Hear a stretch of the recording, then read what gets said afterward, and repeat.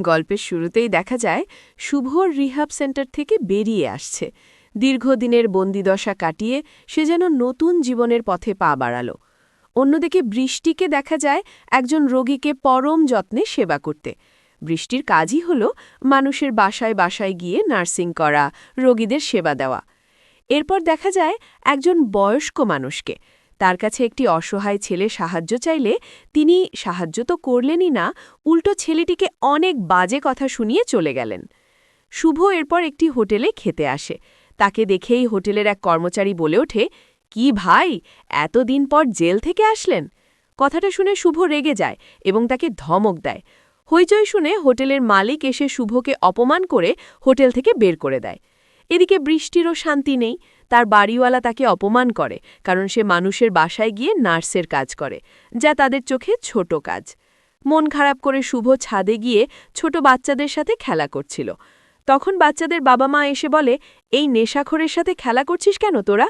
তারাও শুভকে অপমান করে সেখান থেকে তাড়িয়ে দেয়। রাতে দেখা যায় এক অদ্ভুত ঘটনা। একটি লোক বৃষ্টিকে মোটরসাইকেলে করে লিফট দেয়, আবার সেই একই লোক শুভকে ফ্রিতে পিৎজা খাওয়ায়। পরে ওই লোকই আবার গাড়ি নিয়ে এসে বৃষ্টিকে তার বাসায় নামিয়ে দিয়ে যায়। চমকপ্রদ ব্যাপার হল, এই লোকটিকে দেখা যায় সেই খিটখিটে বয়স্ক লোকটিকে অতিরিক্ত মদ খাইয়ে অজ্ঞান করে রাস্তায় ফেলে রেখে চলে যেতে।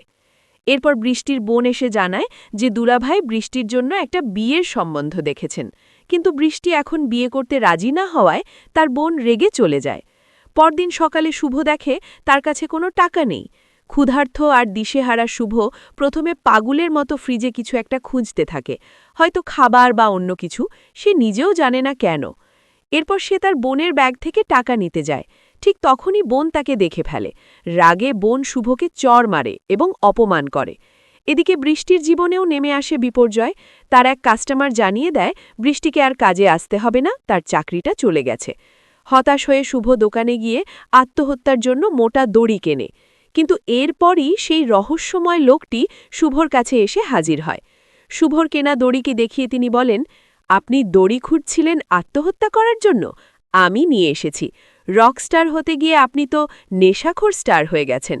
পারলে আগে রকস্টার হয়ে দেখান, তারপর না হয় আত্মহত্যা করবেন।" এরপর তিনি শুভকে পরামর্শ দেন সবাইকে ক্ষমা করে দিতে। ঠিক সেই সময় বৃষ্টিকে দেখা যায় সব ভুলে হাসতে হাসতে চলে যেতে। এরপর শুভ আর বৃষ্টির দেখা হয়। তারা একে অপরের কাছে সরি বলে এবং আই লাভ ইউ বলে সব মান অভিমান মিটিয়ে ফেলে। দুজনে মিলে একটা সুন্দর সেলফি তোলে। গল্পের শেষ পর্যায়ে শুভ আর বৃষ্টির বিয়ের আয়োজন চলছে।